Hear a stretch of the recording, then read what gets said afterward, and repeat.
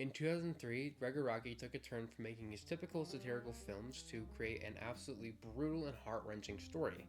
And on September 3rd, 2004, Mysterious Skin was shown to the Venice International Film Festival for the first time and has become a cult classic ever since.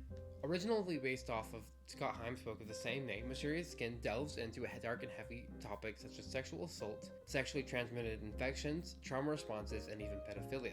But wait, how is this film able to do that? You're probably not asking. Well, Mysterious Skin is an indie movie, and one of the many ambiguous traits of an indie movie is its freedom from regulation. Hollywood movies are not cheap to make, so naturally producers will want to make as much money from a film as possible by making it safe and approachable, as to not scare off any potential ticket sales. Indie films don't have to do this, however, which then leads to my thesis of how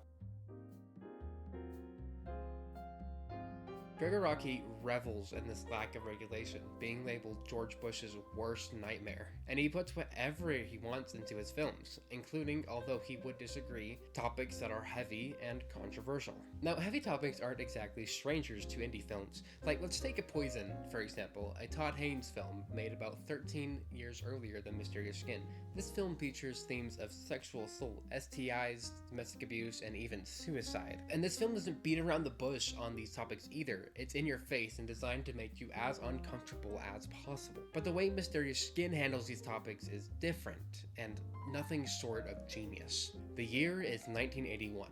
An 8-year-old boy named Neil McCormack is finishing up a Little League game, and his coach invites him over to his house. When they get there, his coach first gains his trust by letting him play video games, bonding with the child. And then he takes him to the other room, takes pictures of him, and records him to use later for sexual reasons. After a couple of visits, the coach gets more direct and forces Neil to partake in sexual actions. And then on one rainy day, Neil's Little League game gets cut early, and he invites Brian Lackey, another 8-year-old boy on their Little League team, to the coach's house with him, and he is forced to partake in sexual acts by Neil and their coach. This is the setup to the film, the reason why everything else happens. And before I continue, I just want to say that in no place or time are these behaviors celebrated or encouraged any time during the film. Pedophilia is strongly condemned, and the rest of the film explores the consequences of this heinous and shameful act. With that out of the way, I first want to talk about Neil. After the incidents, Neil continues the cycle of abuse, Open your mouth. I said open your mouth. becomes an underage sex worker, You got cash?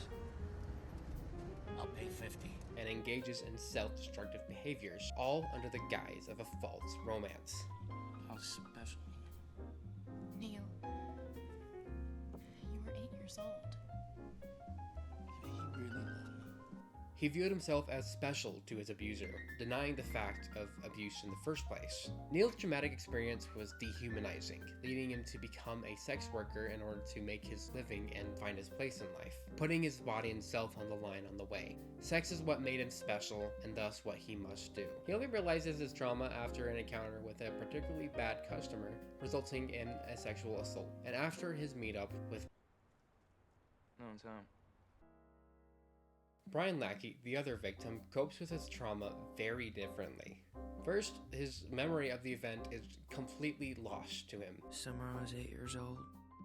5 hours disappeared from my life. filled with extraterrestrial events. He suffers through nosebleeds, blackouts, and bedwetting for most of his childhood after the event. Throughout the film, Brian becomes entranced by anything outworldly. He watches TV shows, reads books, and watches movies, anything, in order to find out what happened to him years ago. Brian also becomes sexually adverse. Eric Preston, a mutual friend of both Brian and Neil, describes him with, His vibe is kinda weirdly asexual. now it is entirely possible that Brian was just born this way.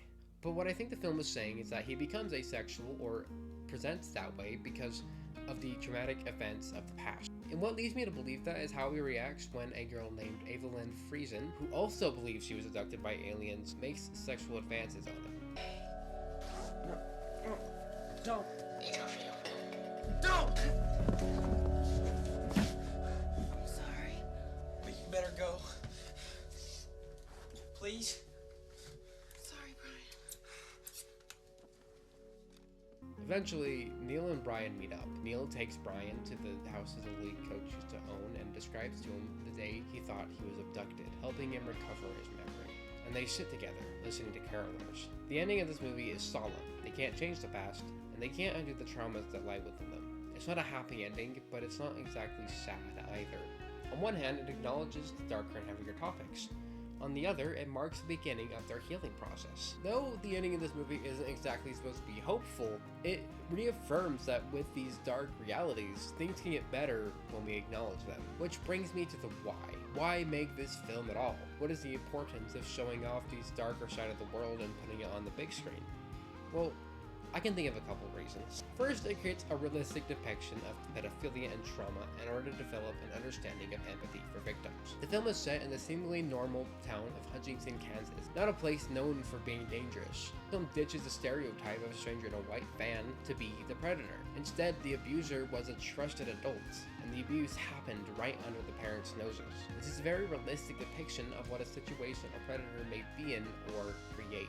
The other reason is that it can create a place and medium to help other traumatized people. A quote from the journal article, Trauma and Becoming Art in Gregg Araki's Mysterious Skin and Asia Argento's The Heart is Deceitful Above All Things, written by Tom O'Connor, is because becoming art completely transforms or transvaluates a trauma into a new possibility of desire, it allows one to move away from the world of essential being, or the domain of representation and the fundamental fantasy, into a more productive, virtual actual process of the fantastic, which in layman's terms essentially says that a traumatized person can take art, whether it's their own or not, and then redefine it. Instead of the trauma defining themselves in the way they think, as it did for Neil, the traumatized person can move on to a better way of thought. Don't get me wrong, I don't think this will magically cure someone's trauma, but it'll definitely help someone move on and lead to a better quality of life.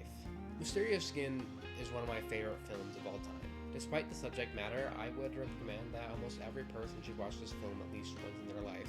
I can't recommend everybody because everybody's different and will take the film differently, which could lead to actual lasting damage if the wrong person were to watch it. Just make sure you're in an appropriate headspace if you choose to. That being said, I can't reiterate just how much I like this movie.